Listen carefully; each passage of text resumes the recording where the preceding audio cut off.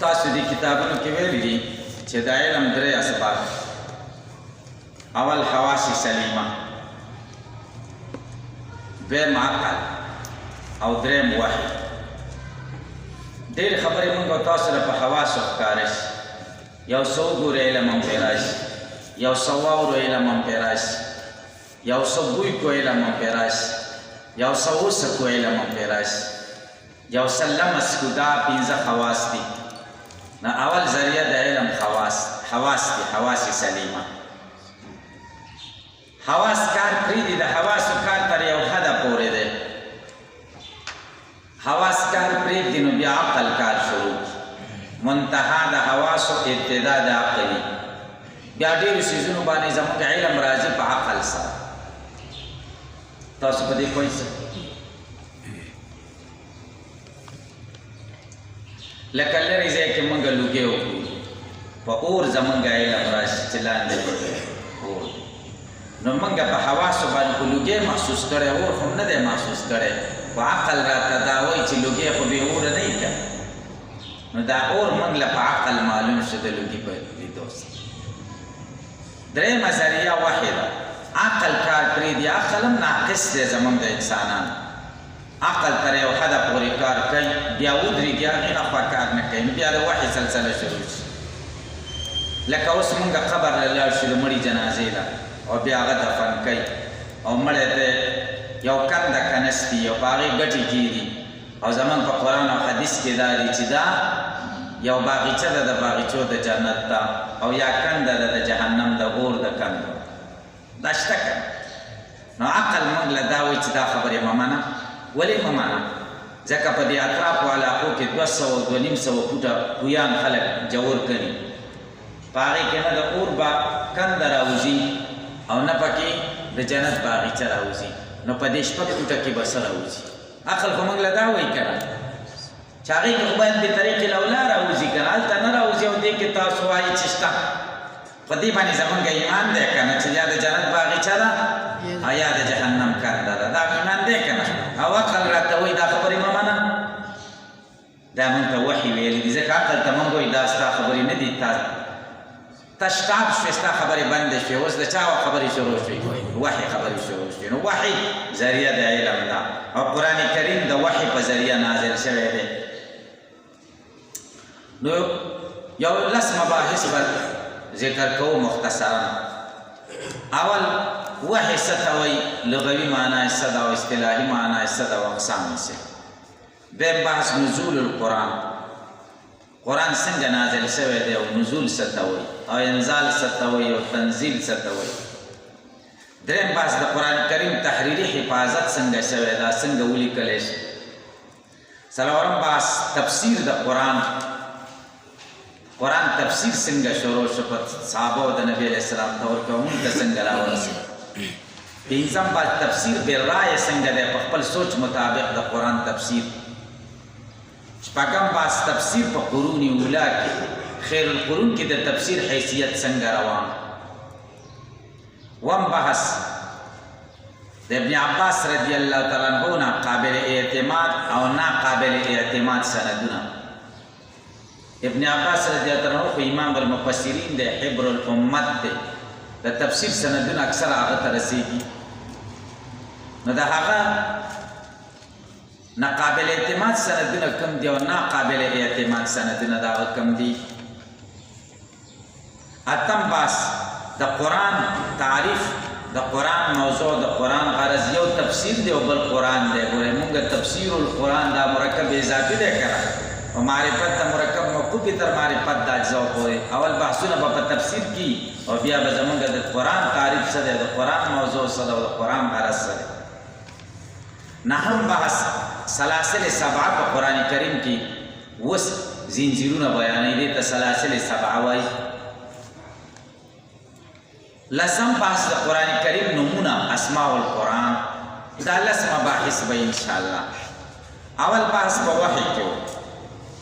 وحی په لغت کې الاشاره السریعه تیزی سره اشاره کول دې ته وحی وایي دویم یا الاعلام فی خفاء په پټه څوک خبرول دې ته وحی وایي.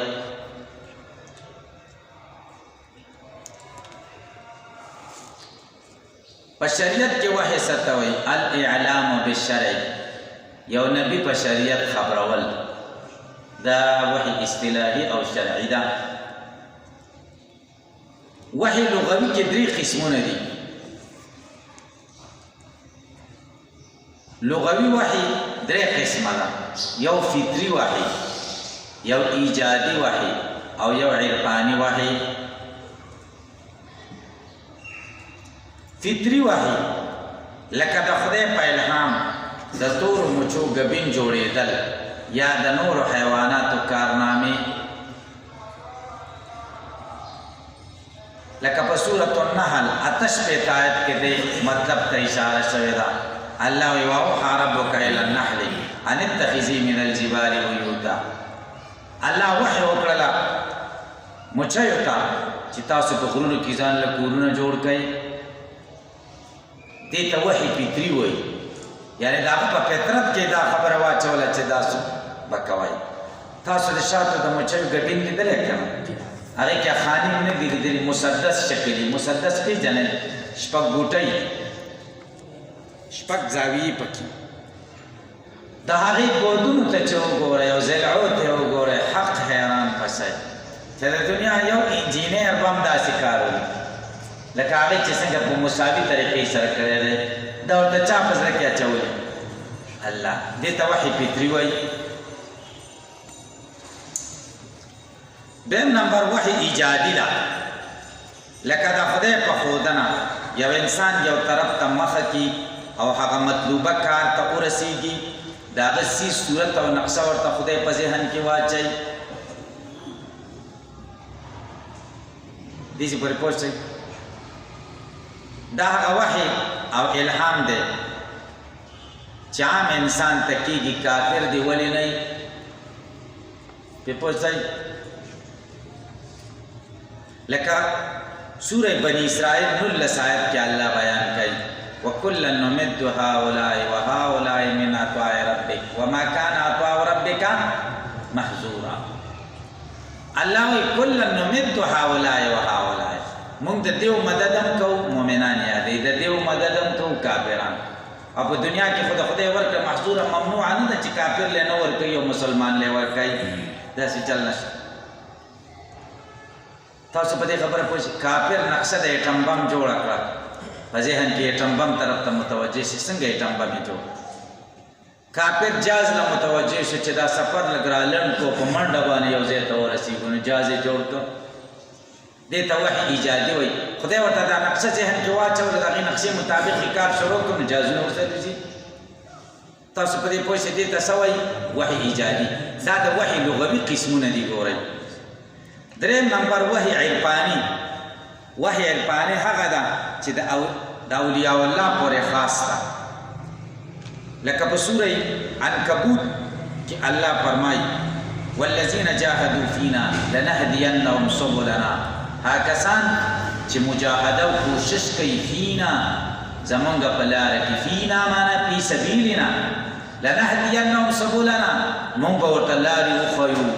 الله ورته بیا ښودنه کوي، الهامات یې په زړه باندې راواردوي. یو کار ته مخه کې خدای ورته خیر په زړه کې واچوي. دې ته وحی عرفاني وایي.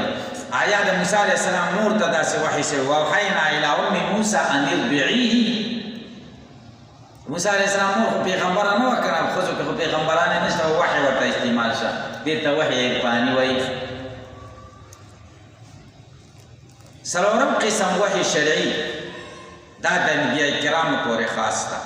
خو هر نبی ولی هم وي. انبیاء کرام علیه السلام ته وحی عرفاني کېږي چې د هغې نوعیت د وحی شرعي دی. او د اولیاء الله وحی عرفاني چې کومه ده الهام، هغه وحی شرعي نه ده، هغه شریعت نه دی. وحی عرفاني کومه چې د اولیاء الله الهام دی، دا قانوني حیثیت نه لري، دا شریعت نه دی. لکه زمون د علم کلام مسله ده والالهام لیس بحجة عند الشرع. د شریعت په نسبت باندې الهام په حجت نه دی، حجت شرعي الهام نه دی. پوه شوئ؟ او د پیغمبرانو وحی عرفانی چې الهام ورته وشي دا مستقل شریعت وحی شرعي وحی د نبوت ته چې نبی ته ملائکه وحی راوړي یا نیغ په نیغه بلا واسطه په ویښه یا په خوب کې الله تعالی ورته وحی وکړي وحی شرعي یا وحی د نبوت درې قسمه ده د دې درې قسمونه دي نبی ته چې کومه وحی کېږي دا یې درې قسمونه دي یو وحی تسلسلی سواد سره دیم وحی تمثلی سا سره دریم وحی روعی وحی تسلسلی جبریل علیہ السلام په خپل اصلی حقیقت ملکیت باندې قائم یا وحی راوړي په خپل شکل کې جبریل علیہ السلام ملکی شکل کې راشي وحی راوړي په حدیث د بخاری شریف کې دې ته ډېره سخته وحی ویل شوې ده چې په نبی علیہ السلام باندې پوهچو بخاری شریف کې حدیث دی نبی کریم صلی الله علیه وسلم فرمایي وهو اشده علی دا په ما ډېره ګرانه دا ولې ګرانه دا شدت یې په څه وجه دی په دې وجه چې بشریت او ملکیت یو ځای کېږي او دوه خلاف جنس څیزونه یو ځای کېدل دا څه وړه خبره نه ده یا دا دی چې نبی کریم صلی الله علیه وسلم د بشریت نه عروج وکړي ملکیت ته نو گویا کې د نبی جنس د بشریت نه بدل شي ملکیت ته او جنس بدلیدل دا څومره پوه جوړوي نو ځکه نبی علیه السلام وایي وهو اشده علی دیم نمبر وحی تمثلی ده چې جبریل علیه السلام د انسان په شکل کې وحی راوړي دې صورت کې جبریل علیه السلام د ملکیت نه بشریت ته تنزل وکړي او د دوه هم جنسو یو ځای کېدل او ملاوېدل دا خو ډېر دروند کار نه وي که نه د جبریل علیه السلام د قرآن وحی اکثره په وحی تمثلي باندې بنا وه په دې شکل کې به راته او د دحیه کلیمي په شکل کې به راته یو صحابي او ښایسته او حسین د هغه په شکل کې به جبریل علیه السلام راته دریم نمبر وحی روعي ده جبریل علیہ السلام وحی پزړه د نبی کریم صلی الله علیه وسلم د الله تعالی په حکم نازل کی او د نبی کریم صلی الله علیه وسلم د اورېدو د هغې سره څه تعلق نه وي پزړه کې ورته خدای یوه خبره واچي د وګونو سره څه تعلق نه وي الله یې نیغ په نیغه واچوي دې ته وحی روعي وایي جبریل علیہ السلام یې واچوي تاسې په دې پوه شئ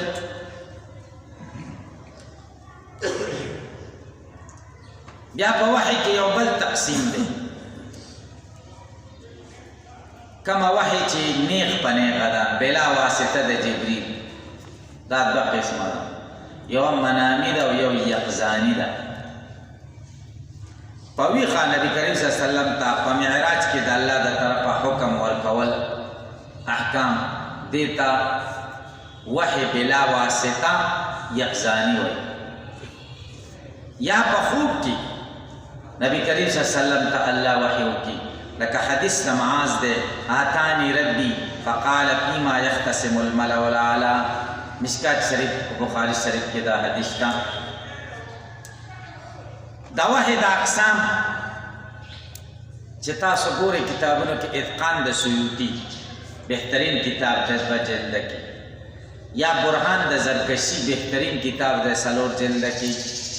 یا مناهل العرفان د علامه زرقانی عبدالعظیم زرقانی دو جلد کې د بهترین کتاب دی یا علوم القرآن د شیخ الاسلام علامه تقی عثمانی یا علوم القرآن د متکلم اسلام مولانا شمس الحق افغانی رحمه الله دا کتابونه ځان له پیدا کړي په دې اصول تفصیل په باب کې دا بهترین کتابونه دي چې په دې موضوعاتو مختلفو موضوعاتو لیکل شوي دویم بحث نزول القرآن د عربو کلام کې نزول په ډېرو معناو سره استعمال شوی دی اول د یو جسم په یو مکان کې اوسېدلو ته هم نزول وایي لکه نزل الامیر المدینه نزل الامیر المدینه څه معنا ده امیر په دې ښار کې اوسېږي نزل الامیر المدینه معنا ده اقام الامیر المدینه نو دلته نزول په معنا د څه سره اوسېدو سره یا لکه سورة المؤمنون 28 آیت کې ربی انزلنی منزلا مبارکا خدا ما ته استوګنه راکړي په ځای د استوګنې کې چې برکت والی نو دلته نزول په معنا د څه سره استوګنې سره به نزول د یو جسم نه بره نه لاندې راتللو ته هم نزول وایي یو جسم د بره نه راروان یو لاندې راشي یو ګټه د دې بره چت نه خلک راوغورځوي یو لاندې راروانې دې ته نزول وایي ګټه را نازله شوه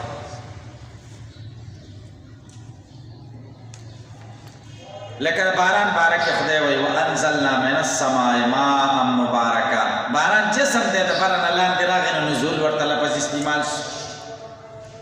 د قرآن کریم بارک کې خود نزول لفظ راغلی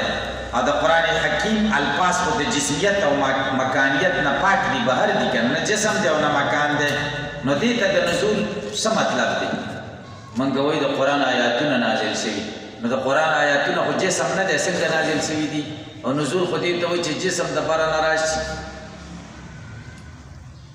نو د نزول قرآن مطلب اعلام ښودل دي مطلب دا دی چې قرآن په ذریعه د فرشتې رسول صلی الله علیه وسلم ته ښودلی شوی دې ته نزول القرآن اوس پرې پوه شئ دا خبره علامه عبدالعظیم زرقاني مناهل العرفان کې کړې ده چې نزول قرآن معنا څه ده اعلام قرآن ځکه نزول خو د جسم د بره نه لاندې راتلو ته وایي نو دا خو جسم نه دی دا یو خبره بل توجید علامه بیزاوی رحمه الله هغه څه وایي هغه وایي نزول خو دې ته وایي چې جسم د بره نه لاندې راشي قرآن خو د جسم د قرآن الفاظ خو جسم نه دی که نه جسمیت او مکانیت پکې نشته وایي دا چې چا راوړي دي نو هغه خو جسم دی که نزول ورته په اعتبار د چا سره وایي ملایکې سره نزول ورته په اعتبار د چا سره وایي ملایکې سره ته پوه شوئ درېمه معنا د نزول دا هم ده چې خپله خو یو څیز د بره نه لاندې نه دی راکوز شوی خو اسبابو تعلق یې د عالم بالا سره دی د اسبابو تعلق یې د چا سره دی دې ته هم نزول وایي په دې اعتبار سره د اوسپنې دپاره د سارو دپاره د انسان د لباس دپاره د نزول لفظ استعمال شوی د انسان لباس جوړ شوی دی دلته اوسپنه پیدا شوې ده په ځمکه کې ساروي دلته پیدا شوي دي په ځمکه کې د بره نه دي راغلي او دې ته نزول لفظ استعمال شوی دا ولې دا ځکه چې دا یو شی خو د بره نه لاندې نه دی راغلی خو د اسبابو تعلق د عالم بالا سره دی د څاروو په تخلیق کې د اوسپنې په تخلیق کې انساني لباس په تخلیق کې سبب قدرت الهي دی او قدرت الهي تعلق د الله سره دی تاسې په دې پوه شئ او الله خبره دی د الله قدرت خبره نه دی کړی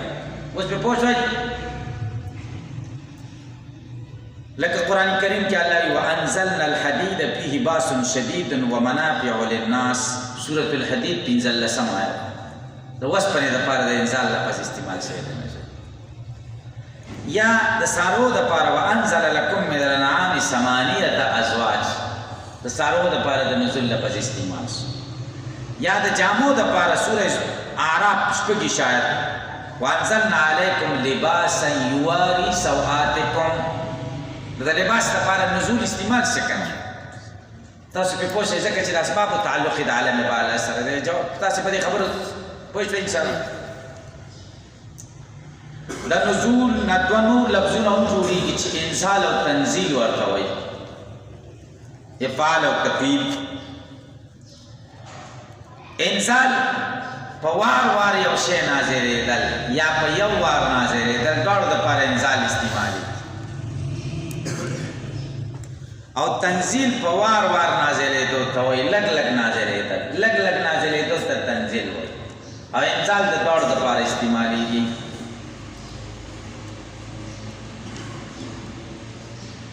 انزال د یو ځای نزول د پاره هم استعمالېږي د دې وجې نه عذاب الهي د پاره د انزال لفظ استعمال شوی دی لکه سورة العنکبوت 4 آیت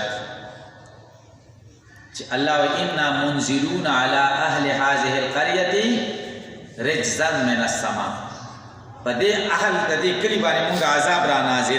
نازلوونکي یو مونږ نو منزلون انزال استعمال څه کړه منزلون خو صيغه د اسم فاعل ده د باب فعال نه کړه مونږ را نازلوونکي یو نو عذاب الهي خو एकदम راځي په یو ځل راځي نو ځکه هلته د انزال لفظ استعمال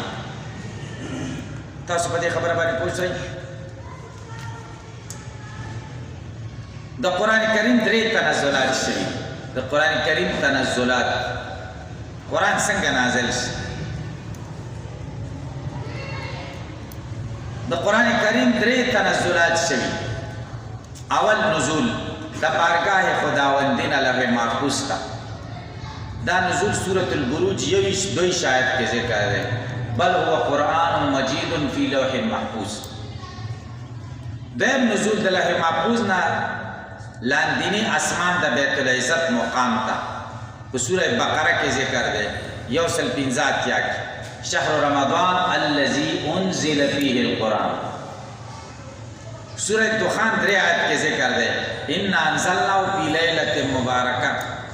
سورۃ القدر کې ذکر دی اول آیت کې ان انزلناه فی لیلۃ القدر دا دیم نزول دی د لوح محفوظ نه اول اسمان د بیت العزت مقام دریم نزول د جبريل علیہ السلام په واسطه د نبی کریم صلی الله علیه وسلم په مبارک زړه باندې په 22 کاله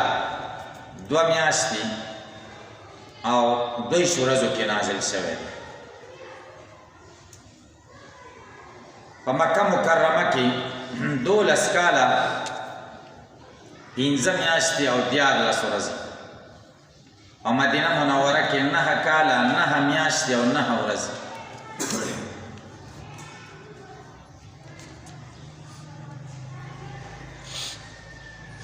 دا سورة شعراء 1 او 1 کې ذکر دی نزل به الروح الامین على قلبك لتكون من المنذرين بلسان عربي مبين دین دغه دریم نزول مراد تاسو په وایي چې د آیاتونو کې په تعارض راغی یا آیت کې وایي قرآن شهر رمضان کې نازل شوی شهر رمضان الذي انزل فيه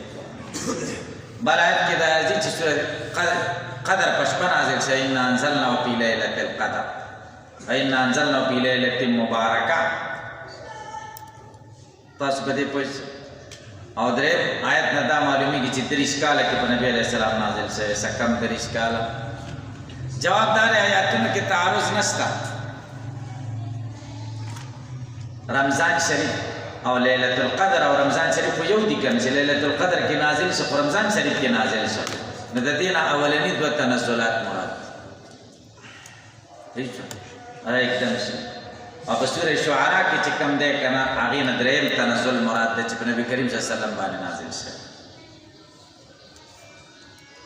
جبريل علیہ السلام قرآنی الفاظ څنګه نازل حاصل کړ جبريل علیہ السلام به څنګه حاصل اور د قرآن آیاتونه او نبی علیہ السلام ته به څنګه الله به ورته ویل او ته بس د کول بیا به راوړل حدیث د طبرانی دی نواس ابن سمان رضی الله عنه مرفوعاً روایت دی هغه فرمایي چې کله الله تعالی د وحی اراده به وکړه نبی علیہ السلام ته نو اسمان به جټکی شروع کړي د هیبت توجه نه د الله د ویل نه اسمان والو با د اسمان مخلوق به د اسمان د غزیدل وورید نو ټول به بهوش شو د ویرینا بیا به په هوش راغله اول به چې چا سر اوچت کړو هغه به جبرئیل علیه السلام نو الله تعالی به جبرئیل علیه السلام ته خبرې وکړي جبرئیل علیه السلام به زده کړي او بیا به نبی علیه السلام نو جبرئیل علیه السلام د الله نه څنګه اخیستي دي براه راست دویم قول دا دی چې نه جبرئیل علیه السلام به لوح محفوظ ته وکتل په هغې لیکلي و خدای به ورته وښوده چې د دې ځای نه تر دې ځای پورې قرآن ویسه نبی علیه السلام په دې طریقې باندې تاسو په دې پوه یو تفسیر دی د خطیب شربینی د تفسیر نوم دی السراج المنیر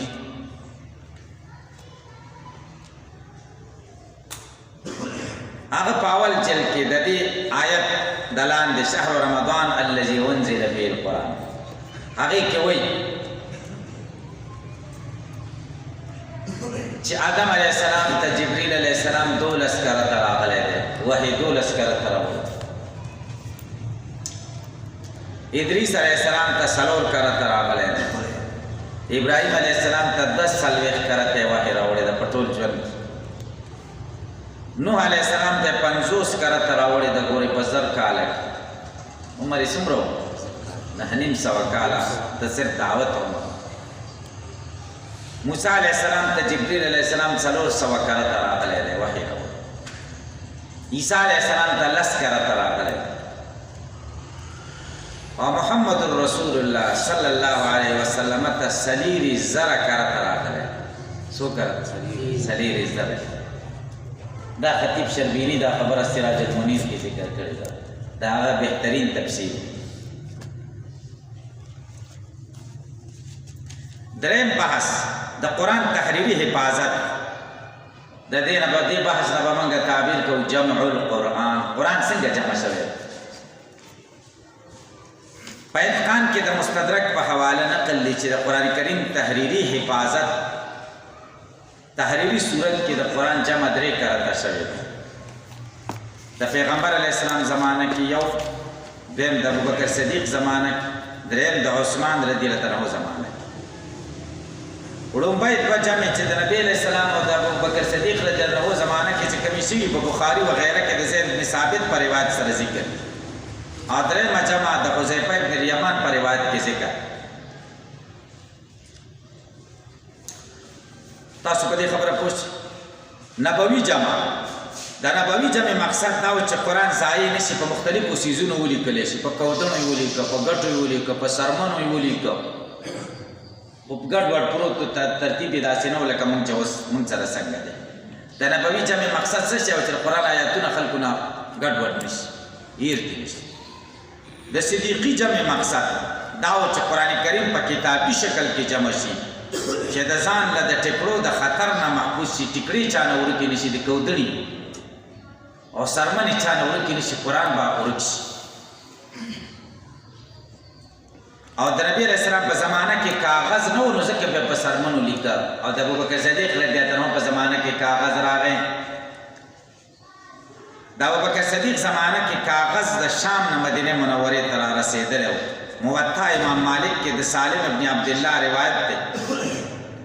جمع ابو بکر القرآن فی القراطیس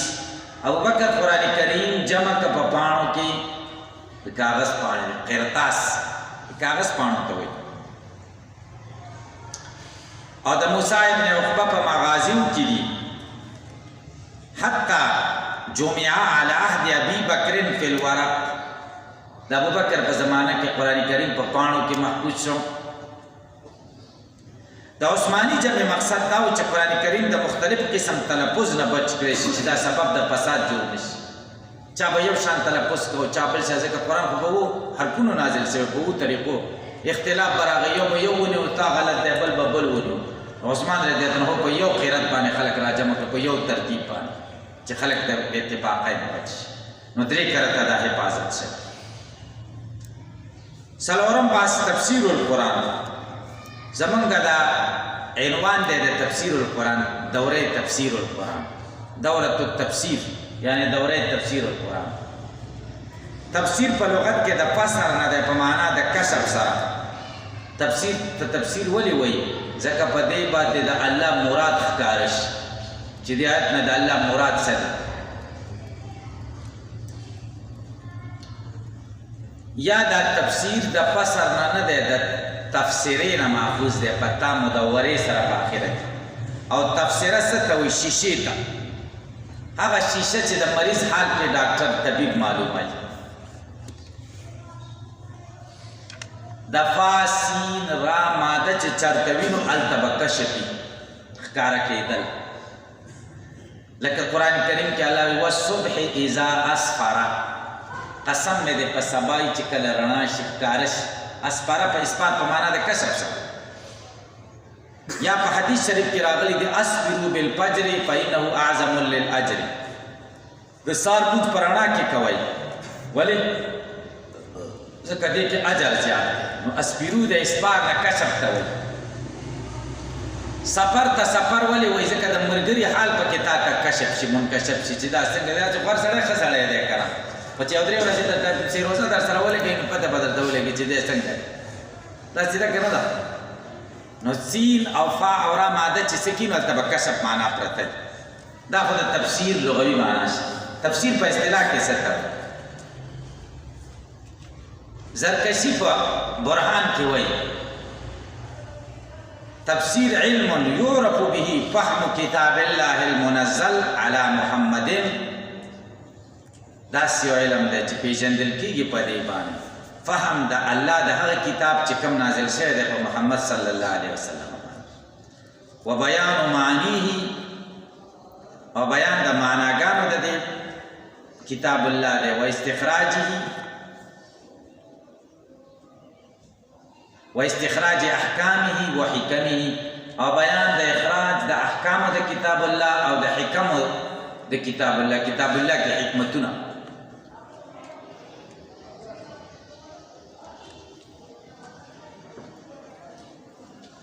د تفسیر القرآن موضوع څه شی ده موضوع قرآن کریم دی ځکه په تفسیر کې د عوارض ذاتیه او د قرآن نه بحث کیږي که الفاظ د قرآن غرض یې څه شی دی الاطلاع على مراد الله واصلاح العلم والعمل وحصول سعادت فی الدارین دا خدای په مراد ځان خبرول د علم او د عمل اصلاح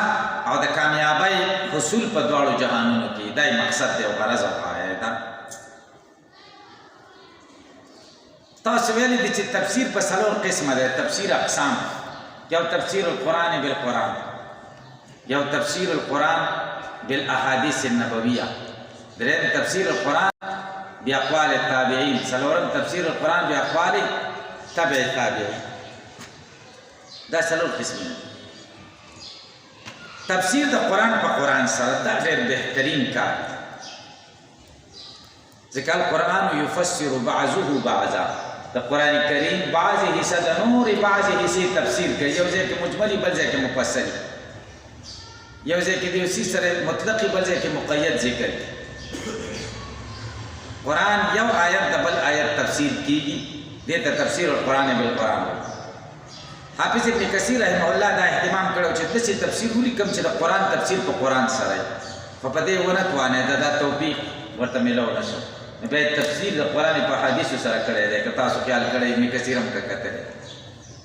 زمانې د مشایخ و شیخ علامه محمد امین شنقیطی المالکی رحمه الله هغه په دې باب کې ښایسته تفسیر لیکلی دی تفسیر د قرآن په قرآن پکې دی بهترین تفسیر دی تاسو په دې پوه شئ نو محمد امین شنقیطی په دې باب کې د ټولو نه مخکې دی ځکه چې تفسیر د قرآن په قرآن سره لیکلی دی اوس مې پوه شئ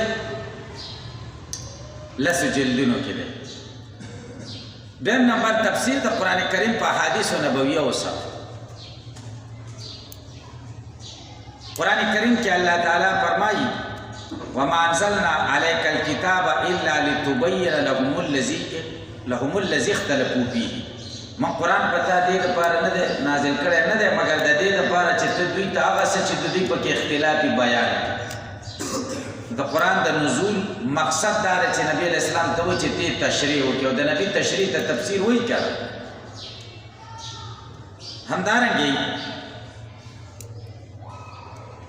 الله تعالی بل ځای کې وایي وانزلنا الیک الذکر لتبین للناس ما نزل الیهم چې دې خلکو ته څه نازل شوي چې هغه ورته ته بیان او قرآن کریم په سوره ال عمران یو سل څلور شپېته آیت کې الله وایي ویعلمهم الکتاب والحکمت خلکو ته کتاب وښایي او حکمت ورته وښایي نو تعلیم د کتاب تفسیر د کتاب څه کوي مفسر قرآن نبی کریم صلی الله علیه وسلم دی دې ته تفسیر القرآن بالاحاديث النبويه او تاسو به دا مقوله اورېدلې القرآن احوج الى السنه منها الیه څنګه القرآن احوج الى السنه منها الیه قرآن ډېر محتاج دی حدیثو ته د دین چې حدیث څومره قرآن ته محتاج دی احادیث په صرف یو څیز کې قرآن ته محتاج دي چې په خپل اثبات حدیث په خپل اثبات کې چاته محتاج دی قرآن ته نور څه کې نه دی محتاج او قرآن کریم په حدیثو ته ډېر محتاج دی که نه ځکه د قرآن تفسیر به ته په حدیث کې که نه چې دې آیت کې نبي کریم صلی الله علیه وسلم څه ویلي تاسو په تفاسیر ګورئ بیا به پرې پوه شئ. او امام شافعي رحمه الله فرمایي كل ما حكم به الرسول صلى الله عليه وسلم فهو مما فهمه من القرآن. نبی کریم صلی الله علیه وسلم چې څومره فیصلې کړي دي دا د قرآن نه فهم کړي دي. د نبی علیه السلام ټولې فیصلې د قرآن تفسیر څه تاسو په دې خبره ورسېږئ. درېیم نمبر د صحابه تفسیر ځکه هغوی براه راست د نبی کریم صلی الله علیه وسلم شاګردان او د مشکات نبوت نه رڼا اخیستونکي د هغوی قول د ټولو نه مخکې دی او بیا د هغوی شاګردان چې تبع تابعین دي. پنځمه خبره تفسیر بالرای. تفسیر بالرای ښه خبره نه ده، دا ډېر بد کار دی. تفسیر بالرای څه ته وایي؟ یو په تفسیر کې رای استعمالول دا خو څه بده خبره نه ده که نه. قرآن کریم کې الله وایي افلا یتدبرون القرآن. قرآن کې دا خلک ولې سوچ نه کوي؟ سوچ دې پکې وکړي که نه، او سوچ د رای نه بغیر کېږي، رای به پکې استعمالی که نه. او تفسیر بالرای ښه هم نه دی، بد دی، ځکه حدیث کې راغلی دی، ترمذي شریف حدیث دی. نبی کریم صلی الله علیه وسلم فرمایي من تکلم فی القرآن برایه فاصاب فقد اخطأ. قرآن کې چا د ځان نه خبرې وکړي چې دی حق ته ورسېدم بیا هم خطا دی. بل حدیث کې دي من قال فی القرآن برایه فلیتبوأ مقعده من النار. چا چې قرآن کریم کې د برایه خبرې وکړي ځان له په جهنم کې اور تیار. دا څومره غټه خبره ده. رایه خو به پکې موږ استعمالوو او دومره وعید راغلی دی سره به څه کوو. نو عالمان وایي د تفسیر بالرای مطلب دا نه دی چې رایه پکې استعمال کړه، بلکې د تفسیر بالرای مطلب دا دی چې اهل د تفسیر نه یو په تفسیر کې خبرې شروع کړي. دا تفسیر بالرای لکه د نوې رڼا سړی د دنیوي تعلیم سړی وایي زه تفسیر لیکم، دا تفسیر بالرای شو، خپله رایه به پکې ور ننباسي کړه. دویم د تفسیر بالرای مطلب دا چې د آیت ښکاره تفسیر د نبی کریم صلی الله علیه وسلم او صحابه او تابعینو نه منقولي او هغه پرېښودلی شي او د خپلې رایې پسې سړی لاړ شي، دا تفسیر بالرای شي. دریم په کومو آیتونو کې چې د صحابه کرامو او تابعینو تفسیر نقل نه وي په هغې کې د لغت او ژبې د ادب د اصولو هېڅ پابندي ونه کړي او خپله یوه رایه قایمه کړي، دې ته تفسیر بالرای. څلورم د قرآن او سنت نه براه راست د قوانینو د راویستلو د اجتهاد اهلیت پکې نه وي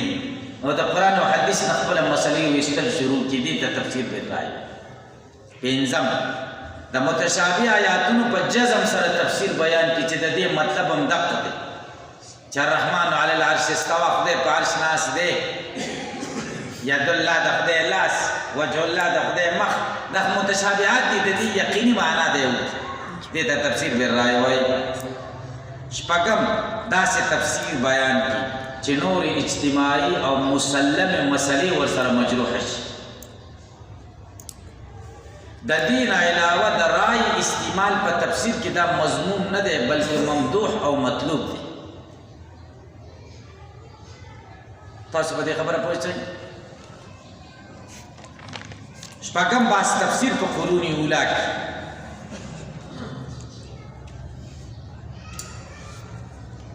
صحابه کرام د مخې نه ټول مفسرین نه وو، یو لس پکې ډېر مشهور په تفسیر کې. په هغې کې خلفای اربعه او عبدالله ابن مسعود او عبدالله ابن عباس او عبدالله ابن زبیر او زید ابن ثابت او ابی ابن کعب او عبدالله ابن عمر رضی الله تعالی عنهم دی. په دې کې علی رضی الله تعالی عنه، عبدالله ابن مسعود رضی الله عنه، عبدالله ابن عباس رضی الله تعالی عنه، دا درې باندې ډېر مشهور وو. علی رضی الله عنه به ویل چې څوک هر څه په قرآن کې غواړي ما ته د راځي زه به د قرآن کریم نه جواب ورکوم. عبدالله ابن مسعود رضی الله عنه فرمایي والذي لا اله غیره، هغه ذات مې د قسم چې د هغه نه بغیر بل معبود نشته. ما انزلت آیة فی کتاب الله الا انا اعلم فیما انزلت واین انزلت. هغه خدای مې د قسم چې د هغه نه بغیر بل معبود نشته چې قرآن کریم کې داسې یو آیت نشته چې د هغې باره کې ما ته دا علم نه چې دا کم ځای کې نازل شوی دی او چا باره کې نازل شوی ځای هم راته معلوم دی او سړی هم راته معلوم دی چې څه باره کې نازل شوی دومره علم ورسره خو بیا ذوق یې څنګه و زمونږ ستاسو په شان بې ذوقه نه و اوی ولو اعلم احدا اعلم مني بکتاب الله تناله المطايا لآتيته قسم مې دی په خدای که داسې سړی راته معلوم شي چې قرآن کریم نه په ما نه ښه پوهېږي په قرآن کریم او هغې ته د اوښانو تګ کېږي لآتیتو خامخا به زه ورځم د قرآن علم به ترې حاصل تاسو په دې پوه شئ دریم نمبر ابن عباس رضی الله عنه حبر الامه نبی کریم صلی الله علیه وسلم سره یوه شپه وه د ده د مور خور و حضرت میمونه رضی الله تعالی عنها ام المؤمنین وه د هغې کره دی مېلمه شو د نبي علیه السلام د هغې سره نمبر و ورکوټی و هلک نبی کریم صلی الله علیه وسلم د شپې پاسېده مانځله ده ورته لوټه تیاره کړه مسواک یې ورته کېښود خپل یې اودس وکړه ورسره چې نبي علیه السلام دا خدمت ولیده نو دعا یې ورته وکړه څه یې ویل اللهم فقهه فی الدین وعلمه التاویل خدایه په دین یې پویه کړي او د قرآن په مطالبو باندې پویه کړي یو بل روایت داسې دی چې